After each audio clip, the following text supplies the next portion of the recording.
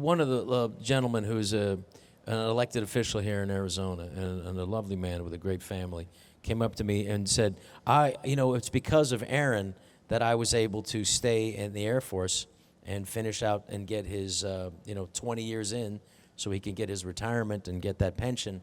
And if he would, and he did not want to take the shot, and he trusted himself enough to not do that, but he was going to be forced to do that.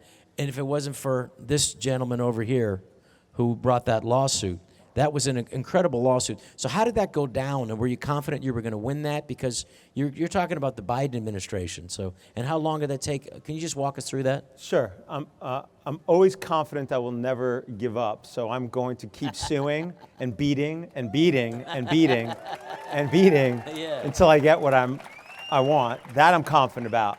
Good. Am I going to win every little battle along the way? No, but I'm going to win the war at the end.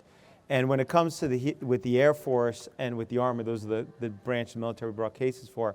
I mean, we brought class actions to prevent the termination. In the Air Force case, over 10,000 members of the Air Force were prevented from being discharged when the federal judge, amazing decision, granted a class-wide injunction. And that gentleman you just spoke about, he told me his story too. He's told me that he was in D.C. that night.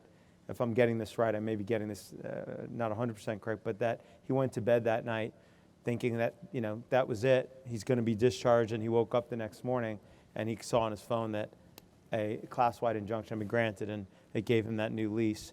So how do I do those lawsuits? Yeah. You ever seen Penguins of Madagascar?